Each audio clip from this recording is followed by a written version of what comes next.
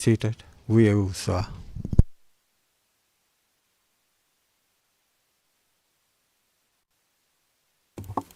Yes, good morning all. Can you call the case, please, Madam Registrar? Good morning, Madam President, Your Honors. Situation in the Republic of the Philippines in the case of the prosecutor versus Rodrigo Duterte. Case reference ICC 0121-0125. And for the record, we are in open session. Yes, could we have the appearances, please, prosecution first? Good morning, Madam President. Good morning, Your Honors. Good morning to everybody in the room. Today we are Edward Jeremy, Robin Croft, Hannah Allen, Erasmus Lovell Jones, Emma Norton, our case manager James Meriti, and Maria Berdenikova, and I'm Julian Nichols. Thank you. Thank you, Mr. Nichols. The defense, please. Good morning, Your Honor. Kate Gibson, my co-counsel, Alex de Sevidavi, a legal assistant, and assistant counsel Sondrine de Senna, and I'm Peter Haynes. It's a pleasure to be here. Mr. Haynes, just before you sit down, just so that the public understand, I think that Mr. Duterte asked to be excused from the hearing. Indeed, that's correct, Your Honor. Yeah, thank you. Yes, and sorry, not finally, no, the representatives of the victims, please. Good morning, Madam President, Your Honors. The common legal representative of victims team is composed today of Mr. Joel Butuyan at my right. Behind us, Mr. Orcholon Naransetseg and Ms. Ludovica Petruccio, legal officers, and on the other bench, Ms. Ann Grabowski, legal officer, and I am Paulina Masita. Thank you very much, Ms. Masida. And the registry, please. Mr. Dubuisson, thank you, Madam President. Good morning, Your Honours. For the registry this morning, by my side, we have Fatia Balfas, who is the jurist from the VWS section. There is Natalie Wagner, who is a coordinator within my office. There's Marie Lucas, who's a jurist for the detention. And also for my office, accompanied for more specific matters, if you seek to delve more deeply, there is Asma Yacoubi, who is the chief of the LSS. There's Philip Ambach for the head of the VPRS. And there's also Rod Rastand, who is the head of Judicial Cooperation Support Section. I am, of course, Marc Dubuisson, director of the Division of Judicial Services, and I am representing here the registrar this morning. Thank you. Yes, thank you very much, Mr. Dubuisson. As everybody knows, this is the first status conference in this case, and the first proper hearing, I suppose you could say, for the trial. And there are a few things I want to say before we move on to the agenda. As everybody knows, the independent expert review published in 2020 stated that one of the tasks of the experts who had been appointed was, and I quote, to enhance, by the making of recommendations, the performance, efficiency, and effectiveness of the court and the Rome Statute as a whole. Since its publication, all organs of the court have put in place measures designed to achieve those obvious and laudable goals. In respect of trials, efficiency and effectiveness is dependent on actions taken by all parties to a trial.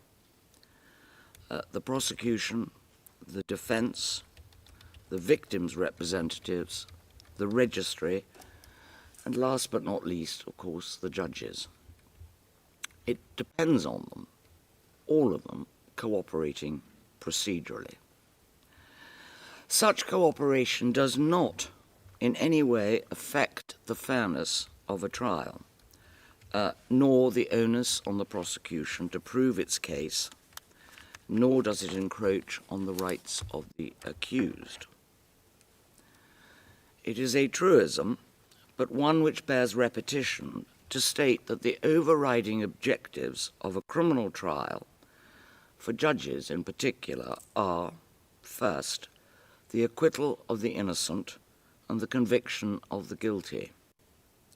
Second, dealing with the prosecution and defense fairly. Third, recognizing the rights of the accused, particularly those under Article 67, and any other rights which are germane to a trial. Respecting the interests of witnesses, and last but certainly not least, respecting the interests of victims.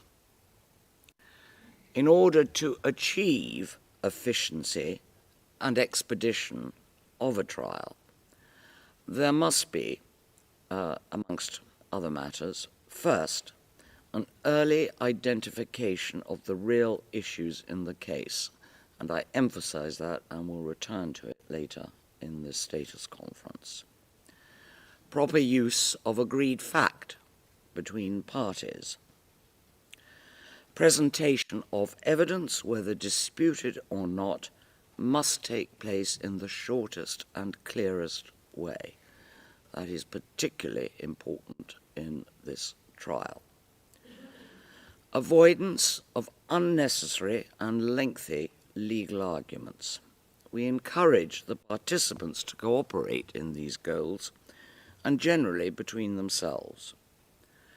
To give but one example, any requests for disclosure should be discussed between the parties before rulings are sought from the judges. It is incumbent upon the prosecution to give proper reasons if they are going to refuse a request for disclosure. Finally, let me say this. We are delighted to see from the submissions that have already been made that the parties and participants are represented by highly experienced counsel on all sides. And we are heartened, as I say, by the responses which we've received to the scheduling order for this status conference. Those responses show that cooperation exists, and we are optimistic that it will be unnecessary for the trial chamber to enforce compliance with directions made in the exercise of our not inconsiderable powers of case management, which we will employ to achieve efficiency and a fair trial. So having said that, can we move straight away to the various issues in the order in which they were set out? Firstly, obviously, is the start of trial. There appear to be a number of different suggestions. The Office of the Prosecutor says the 30th of November. The defense doesn't want to give any date at all until matters are resolved, such as the accused's fitness. The legal representative of the victims wants beginning of September, and the registry wants January because of interpretation, which I will come back to. Okay. Does anybody want to say anything more? There is actually one matter, Mr. Nichols. Yours is your start date of the end of November is because you say it'll take you until September to complete disclosure. Is that right? Thank you, Your Honors. You'll find this at paragraphs 3 to 5 of our submissions. Yeah. What I can say is that we've taken a hard look at the, I believe, 11 tasks in paragraph 5 that we need to fulfill in a reasonable time before the start of trial. And so in picking the September 30 date, that was not random. It was made in the spirit of efficiency and expedition that you have highlighted. And we believe that is a date that we can meet that will not be easy to meet. It will require us to work hard and efficiently. And then we picked, and of course it's up to your chambers entirely, what we thought was the soonest reasonable start date after that. But we really do think we need that time in order to accomplish all of those different things, different tasks that we need to do. And we think that if we have that time, I mean, I know everybody always argues this, but ultimately the trial will be more efficient because we won't make mistakes and we'll have everything done properly and disclosed properly. Some of that, you know, we have new counsel now, and Mr. Haynes and I have done a trial before, and we know each other. So I do think we'll be able to cooperate. As you say, we haven't had a chance. We've met and said hello and had a coffee, but we haven't sat down yet to really discuss what can be agreed on, what can be stipulated to. So hopefully that will make it more efficient. But you know, we've calculated in that date of 30th September that the August break doesn't exist, essentially, and that we will keep going through that period. That does not include everybody taken off for 3 weeks. So I can't really add more, and I'm actually going on too long to be efficient, but I rely on our submissions, and we really think that is the time we need. Yeah, well, okay, Mr. Nichols, I mean, I see that. I mean, you're actually assisted in one sense by the fact there has been a change of counsel, because that obviously causes, well, you're assisted in many senses, I feel, but because of the need for them to get to grips with the case. However, can I emphasize, however, that you really must do things with expedition. We weren't madly impressed by the delay in asking for the matters in your last motion, as you saw.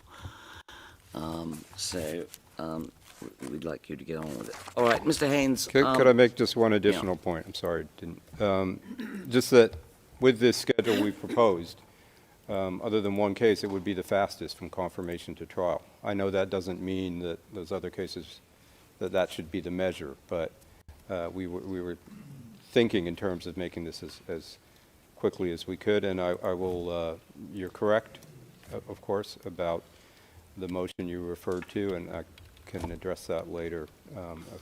That was our mistake.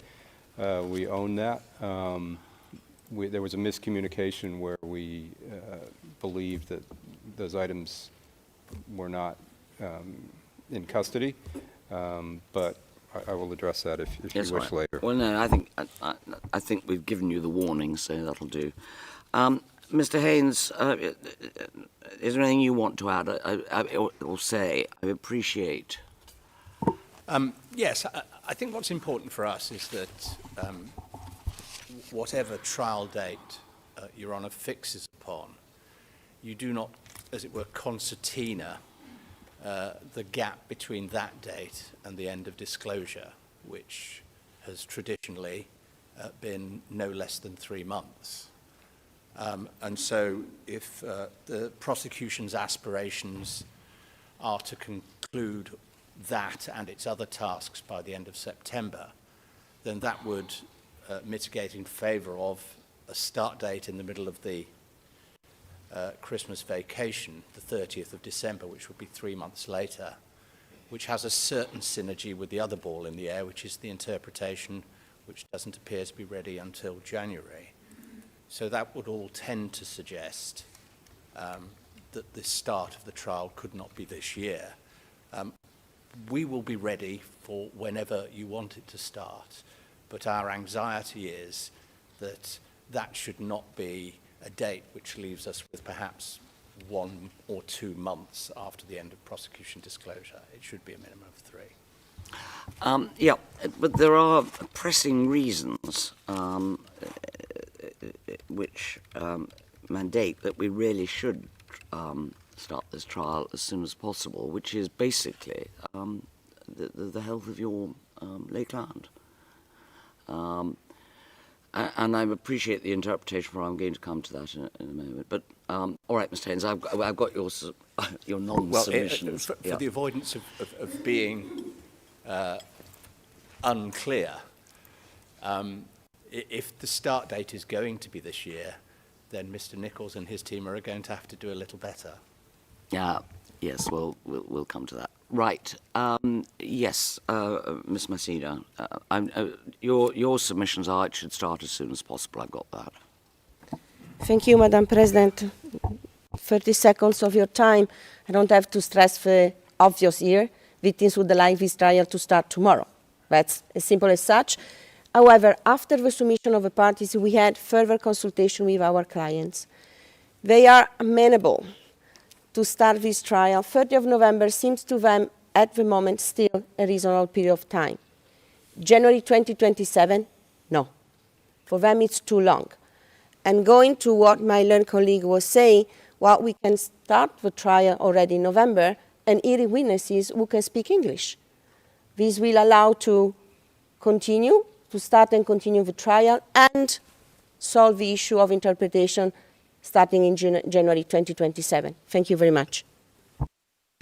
Yes, okay, Mr. Dubuisson, this is the same problem that arose in Al Rahman, that you don't have interpreters ready as yet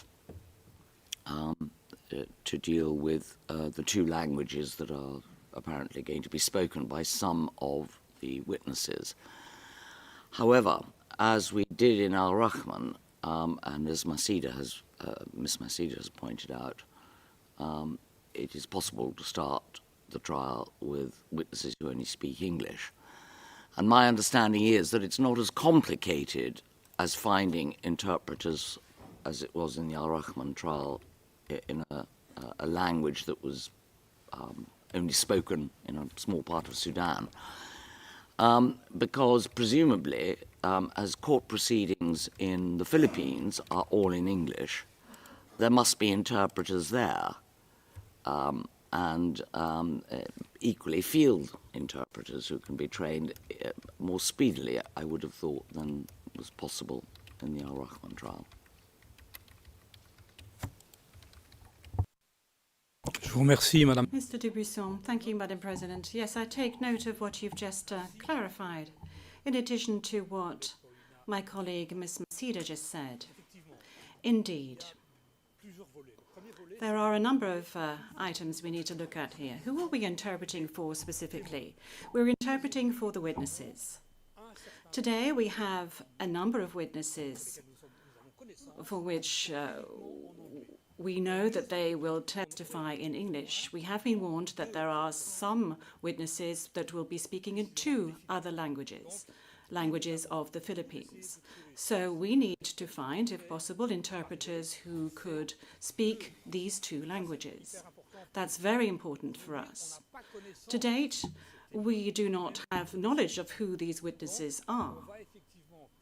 So, as you have just said, we're going to try and recruit people principally from the field, that is field interpreters, but of course we do have to train them, because field interpreters working out in the field work in the consecutive or in whispering, chuchotage form, but we are going to be using simultaneous interpretation, so they need to be prepared and trained. Not into English, fine, but into the other languages such as Tagalog, those languages that are used in the Philippines. But of course it is important also for the witnesses and for the population that outreach is conducted with regard to the trial that is ongoing in The Hague. So it is important for those out in the Philippines to be able to follow the trial that is ongoing here in The Hague. This is something that we are always attentive to, but it is not our top priority. Our top priority is the language of the accused and the languages of the witnesses. And this is why, with regard to what has just been said, yes, were we to go ahead with the opening statements, if you wanted to have these at the end of November or at the end of the year. Yes, indeed, we could find solutions for interpretation for a number of hearing days for those opening statements. But if we're talking about bringing witnesses to testify on a regular basis, then we need to be properly equipped in terms of interpretation booths. And that is why we would like for the trial to commence at a later date. I'm also very aware of the fact that we will need to adapt the hearings according to other criteria that you will determine, yes or no,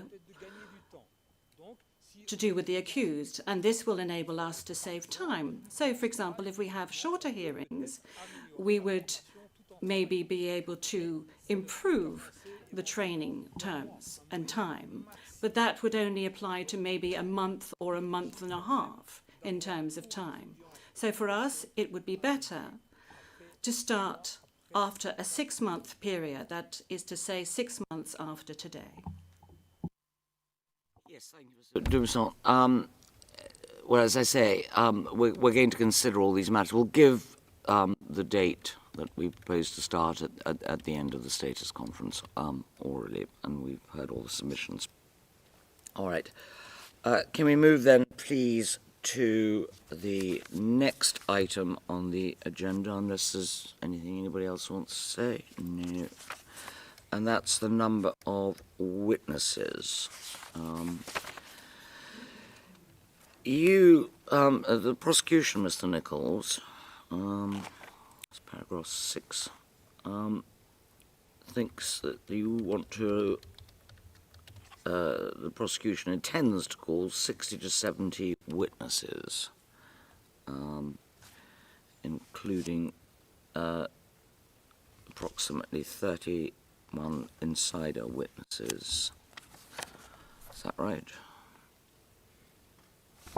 Yes, Your Honor. I think. I'm looking at paragraph 6 of your submissions.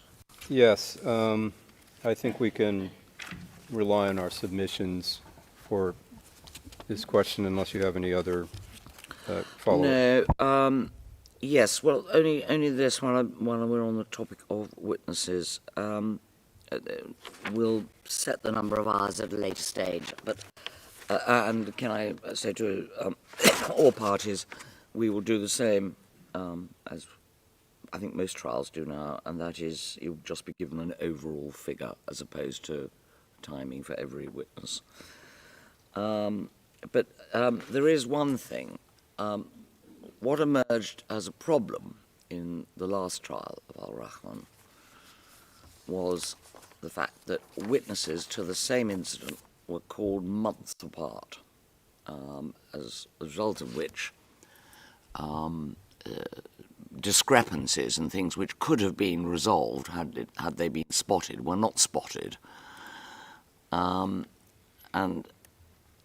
If we say, as I think we'll have to, given what the registry says, that we're going to start the trial earlier, but they won't have their interpreters ready until the new year, and you deal with them in English, you deal with those who can give evidence in English, rather.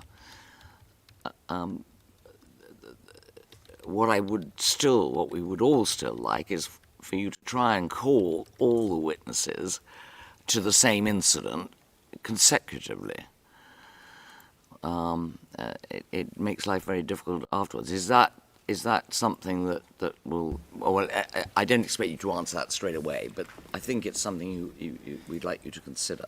Well, thank you, Your Honor. Yeah, of course we would want to do that. Without rehashing the last trial, it was the interpretation that threw that off, because we had to just choose whoever could speak the standard Arabic at the time or in English. I think it will be less of an issue in this case, because the case is different in that it's not sort of 3 big incidents with many witnesses for each of those. It's a lot of incidents. It's a lot of little incidents which are fairly discrete, which rely on fewer witnesses per incident. So we will try to do that. If I could just go back to the translation, not to complain, but we did raise this early in order to try try to get a head start. We sent a notice on 13 March, I believe, of the languages.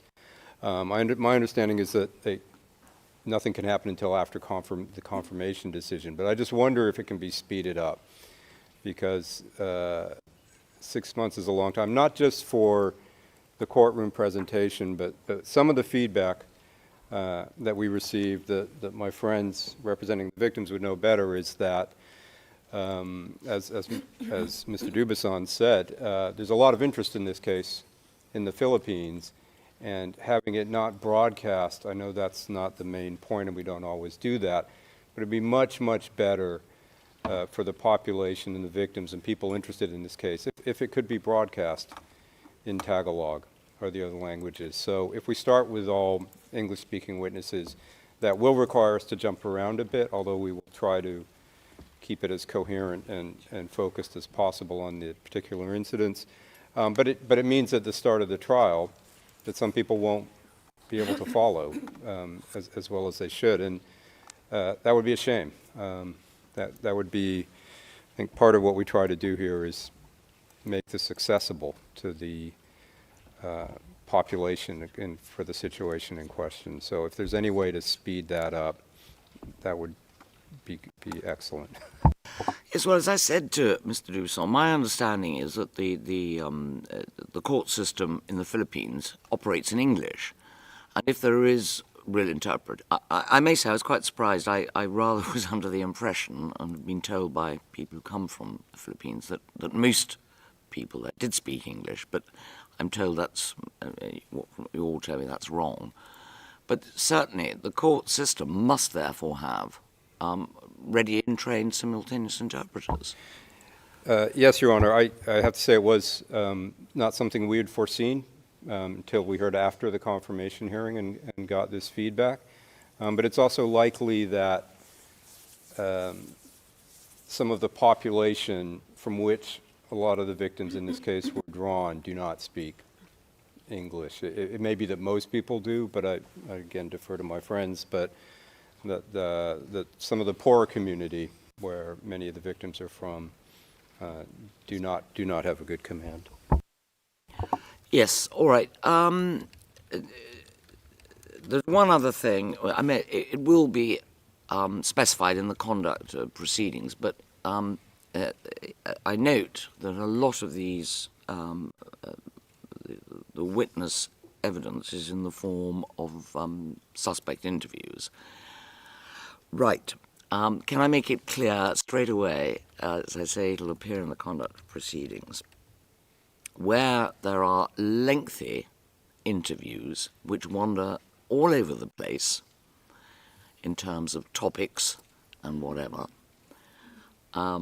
Before the witness is called, the chamber will expect to have a breakdown in schedule form of the topics which are to be gone through the witness in the order of which they are to be gone through, with a reference in a column to the pages in the actual interview, because, as I say, our experience, certainly my experience from the last trial, was that, as so often happens in such interviews, topics were returned to over and over again. So can I make that clear right away?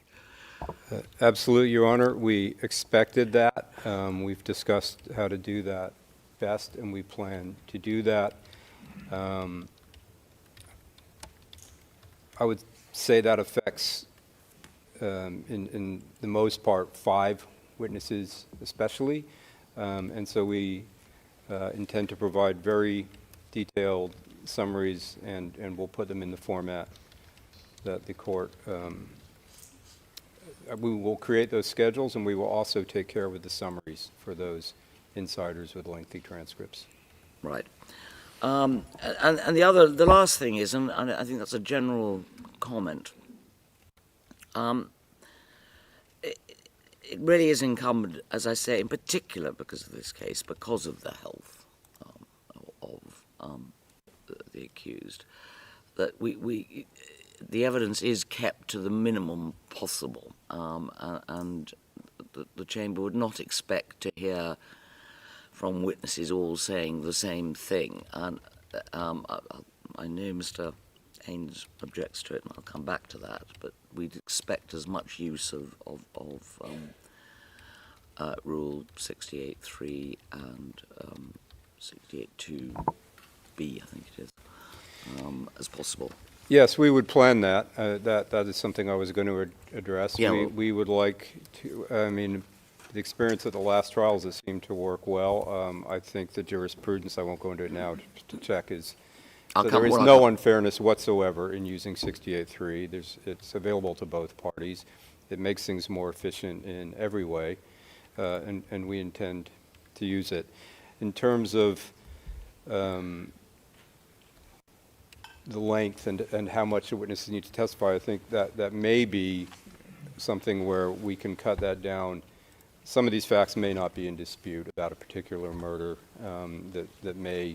We may be able to narrow it to the issues in dispute, which would make the testimony much shorter if the actual fact of this murder or this incident is not in dispute and we're talking about linkage, etc. So we may be able to speed it up. Yes, well, I'll come back to that when we come to your documentary. Yes, right. Mr. Haynes or Ms. Gibson. Nothing to add about that. Right. Ms. Mazzina, anything? No, Madam President, thank you. All right. Right, next then, the next topic is, I suppose I may as well deal with it here. Yeah, I'm sorry, before I move on, Mr. Nicholson, I meant to say, the defence did say you should provide at the earliest possible time a provisional witness list. Can I say I agree with that? We agree too. Right. We'll do that 5 months in advance, the provisional witness list. There's already the list from confirmation, obviously. Yeah. But we will provide an updated one 5 months in advance, which I think is what was requested. Right, thank you. Okay, expert witnesses. You seem to be, sorry, Mr. Nicholson, you again then. You seem to be calling an awful lot. On the face of it. I think all we want to say at this stage about it is this, that we're going to propose, I think, that there is a deadline of the 24th of August to provide a list of your experts and their reports, if possible. It would be helpful if, again, as in the Al-Rahman trial, defence and prosecution could agree on the nature. And yeah, well, I see Ms. Massida wants to say something in a moment. At the moment, it seems to me it's the defence and prosecution that could agree on the nature of the experts to be called. But I will say this. Firstly, if these are going to be experts that are not on the registry list, you should inform the registry as soon as possible who you want to, because more checks are being done these days on expert witnesses. So it's really important that the registry is given advance notice. Second, if objection is going to be taken by, and this applies to experts called on by both sides, to either the expert and the expertise of the particular expert or the content of the report, again, that must be notified to the trial chamber well in advance of the expert to be called. And if there's going to be any legal argument about it, and particularly involving a voir dire, then that must be notified as early as possible. And I say that applies to both sides. Mr. Haynes, anything you want to say about that at the moment? Just a couple of things, and I do hope Mr. Nichols will forgive me if we are holding a conversation across the courtroom. It's merely the fact that we haven't had the opportunity to have a lengthy conversation, as he's already alluded to. I just wondered whether the prosecution experts have yet been instructed, how far advanced their reports are, and whether he's confident they could be served by the 30th of September of this year. Oh, well, we had in line earlier than that, actually. I'm grateful for that. The note I made was the 30th of September. I thought I said the 24th of August. 24th of August, yes. Yeah, I did. Mr. Nichols. Yes, we have instructed some of the experts. They are underway on their reports. I think we will definitely be able to meet the 24th for the list, which will likely be narrower than what we're looking at here. Part of it depends on some things in the works. As far as the provision of the reports, it's hard for me to say. That may be difficult for some of them, the 24th of August, but we will Well, I think follow your orders. As I could say, it's moving. We have instructed the experts. They are working. I need to check, essentially, and I think we could meet that very likely for the most kind of important reports, but there may be a couple. There's a couple things where we're waiting on outside parties, and I leave it there, I think. Yeah, all right. Yes, Ms. Mercedes, you wanted to say something? Yes, Your Honor. Actually, it was the same question that my colleague Haynes posed to the prosecution about if the experts were already instructed or not, for one very simple reason. Some of the experts are also interesting for us, so we were thinking of joint instructions to save time of the court. Maybe we will liaise with the prosecution and see what can be done yet. Thank you so much. Yeah. All right, and I'll say one other thing about experts at this stage. Again, it will appear in the conduct of proceedings, but and that is this: if the side who's not calling the expert intends to show documents during the course of a cross-examination to an expert, they must be provided to the expert in advance of the hearing. As I say, that will appear in the conduct of proceedings. Right.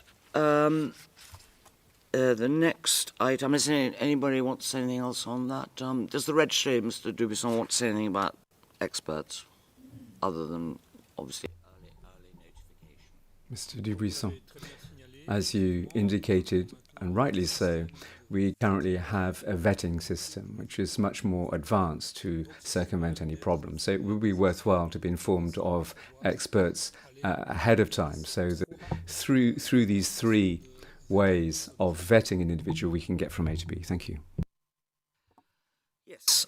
Next, the use of AVL. The answer, I mean, I don't think I need to say anything else about it. Mr. Haynes, you say it should remain limited and subject to prior judicial authorization. What did you do during COVID? Stayed at home. Yes, and did everything on AVL. Yeah. I mean, I do have one, I hope, helpful observation, and that is, of course, the big difficulty with AVL in this case is the time difference.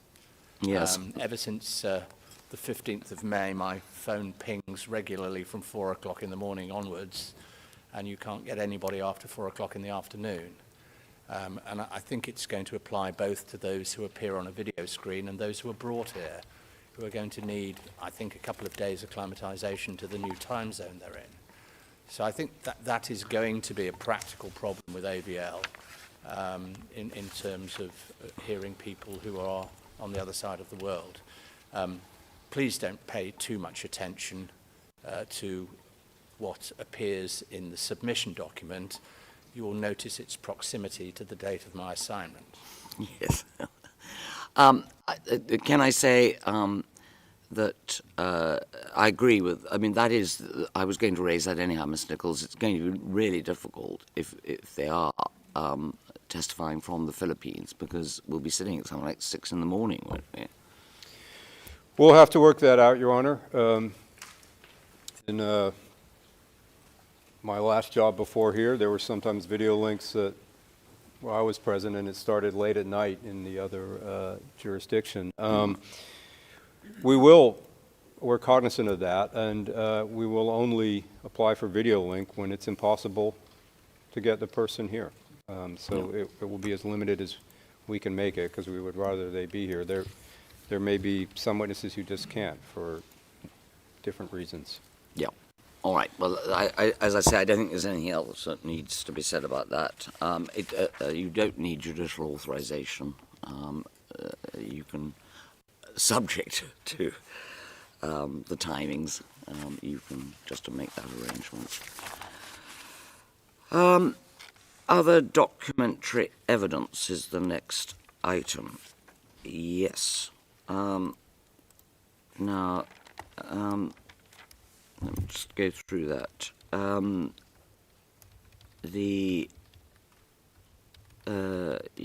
say you're currently, OTP is currently in the process of determining the overall.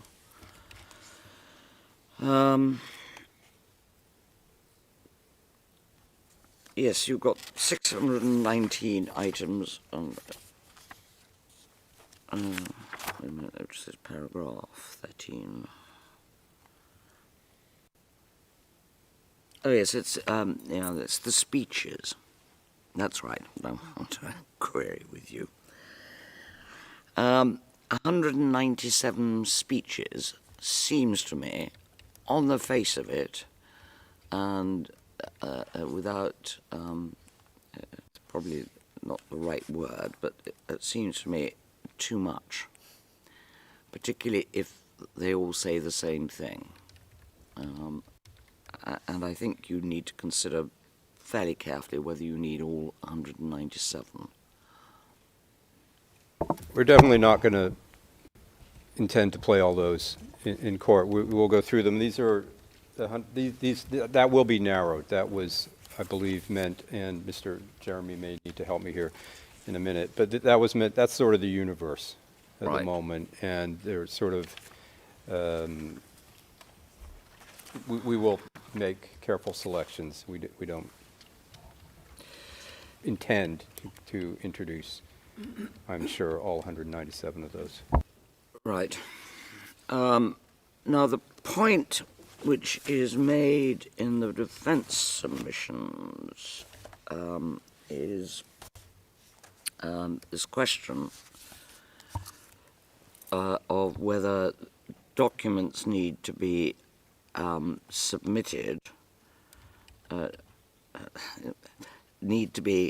go onto the court record through the submission or admission system. I'll let Mr. Haynes address us on this, but the submission system of evidence getting onto the record is now court-wide. I think all trial chambers accept that's the way of doing it. However, as a result of the experiences in our last trial, where there was a whole lot of, in our view, unnecessary and irrelevant evidence that was dumped into the court record through largely the admission of very large documents, even though a witness had only spoken as to one page, or even worse, through the bar table motion. This chamber is going to try and find a fine line between the two systems, which we haven't quite worked out, but will appear in the conduct of proceedings. But one of the things that we have in mind is that where documents are relied upon heavily by either party to the proceedings and considered to be important, and I take into account the argument mounted on behalf of Mr. Haynes, which has been said on many occasions, that it makes it very difficult to know at the end whether the Chamber will find the document to be persuasive or unpersuasive or even admitted at all. And so I think we are going to say, just so that you have advance warning, that where a particular document is said to be important, we are going to say that we will decide on admission or not at that stage when it's presented. But as I say, what I'm anxious to avoid is wholesale, as I say, dumping of documents through the bar table motion. Videos of visits to the country did not seem to help the Chamber much in its last case. So that's really all that I want to say at this stage, unless there's anything else. Oh, yes, I'm sorry, there is one other thing.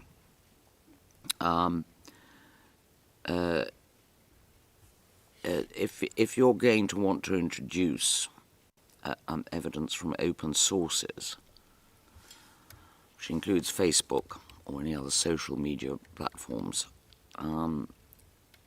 then we want to know if you're just going to put them in or whether you're going to be calling expert evidence.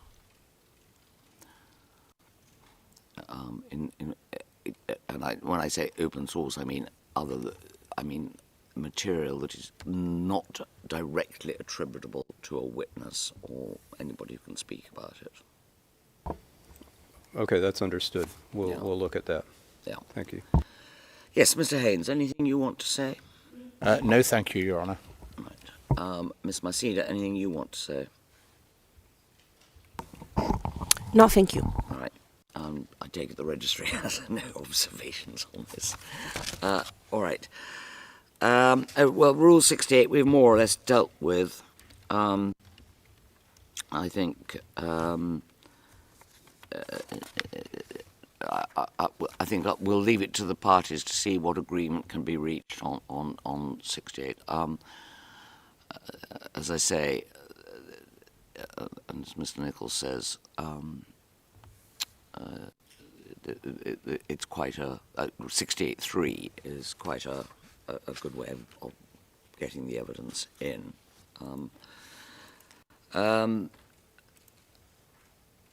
And yes, and we encourage the parties to discuss that, really.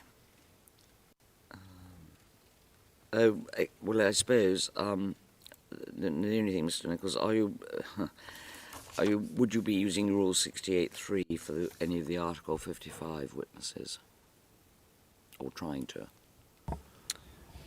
Yes, that's possible. I think so.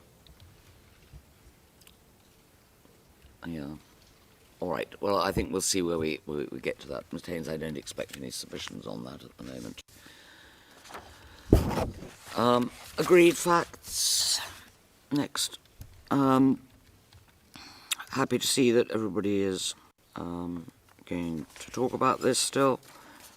The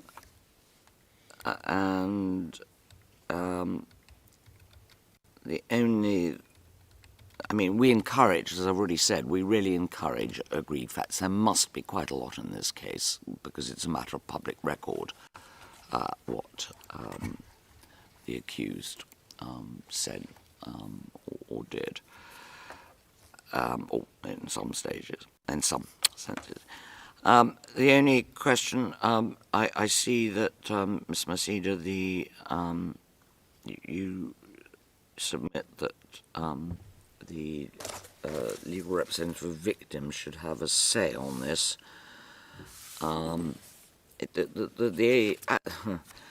The article actually talks about prosecution and defence, I think if you want to, obviously you should be supplied with potential agreed facts, but I think if you want to address us, or if you want to make submissions on it, you'll have to apply for leave. Thank you, Madam President. I am guided. If can I have 1 minute on this issue? Yes. Thank you very much. First of all, two things very briefly. One, it has been court practice to allow victims to notify the chamber if they have or they have not any matter to raise in relation to agreed facts raised by the chamber. And second, in deciding, the chamber shall take into account also the interest of the victims. So on that basis, we submitted already that we should at least give an opportunity to have a say on whether or not the agreed facts agreed by the parties may raise an issue for the victims. It remains, of course, entirely with the parties to discuss. We don't want to be involved in that, but we simply request the notification of the agreed facts just to check whether or not these may have an impact on the interest of the victims and eventually raise that with the chamber. And it's something that can be done in a very quick way. If I can also make this point, if we are notified of the agreed facts, it will take for us not more than a few days to verify whether or not the interests of our clients are indeed concerned. Thank you. Well, you say that's been the practice. I mean, you quote what you don't actually say which case it was, but I am assuming from the date that it was Lubanga, in your footnote 12, at paragraph 10. But what you rightly say is that Rule 69, which deals with that, apart from saying it's the prosecution and the defence, it's for the chamber to decide whether the chamber may consider such an alleged fact as being proven, unless the chamber is of the opinion that a more complete presentation is required in the interests of justice, in particular the interests of the victims. So before we even get to that, we have to decide whether if we're satisfied that something is proven, then it's for us to decide before, and it's only if we take the view that we need more information or more complete presentation that the victims come into it. Well, Your Honor, with all due respect, sometimes the chamber may not be aware of facts or circumstances that the legal representatives are aware of because we maintain the direct contact with the victims. So in this sense, for us, the notification is important because we can confront what the parties have agreed with what the views and concerns of the victims are. And second, going back to the practice of the court, in the Abdel Rahman case, we notified twice our agreement at the pre-trial stage. Can't remember now the filing. I'm looking behind me. Someone can find that. At pre-trial in the Abdel Rahman, there were already a list of agreed facts. And if my memory is still good, I hope so, in both cases, there is a filing of the then appointed legal representative notifying the chamber about no opposition of the agreed facts reached by the parties. So it's not an ancient practice of the court. It's a practice that has been prolonged in a number of cases before the court. I leave it to the discretion of the chamber, but I wanted to make the point because particularly in this case, it's important for victims to be fully appraised of what's going on. Victims are very interested in this case. And for them, it has an impact if a fact is already agreed or not agreed. Thank you. Yes, well, we'll take that, your submissions under consideration. Yes, thank you. Unless there's anything else on that before. Yes, Mr. Nichols. Just, I think in the last trial, I think agree with Your Honor that the defense and I agree and the prosecution agree what they can, and then the LRV is notified that this agreement has taken place, and we submit them, but I think that's where it ends. Well, that's my impression, but Yeah. I hear what Ms. Maceda said. I just think it would be unfortunate were there to be intervention when facts which have been agreed between the defence and prosecution, who are the parties to this trial, and with the laudable view of increasing the efficiency, I would be reluctant to see it being derailed at any stage. But as I say, we'll return to you on that, Ms. Maceda. All right, finally, before we take the break, languages, I think we've really discussed that, haven't we? Except the only thing that, Mr. Haynes, I was slightly surprised to see was that you wanted interpretation for your lay client, who, as I understand it, as president of the Philippines, ex-president of the Philippines, an ex-lawyer in the Philippines, speaks fluent English. He won't need interpretation. Right, thank you. Yes, unless there's anything else on interpretation, I think we've actually discussed that already. Anybody else want to add anything? No. All right. Well, it seems to me, because we're then coming on to disclosure, which will be slightly longer, I think, we'll take the break at this stage and sit again at 11 o'clock. All rise. We will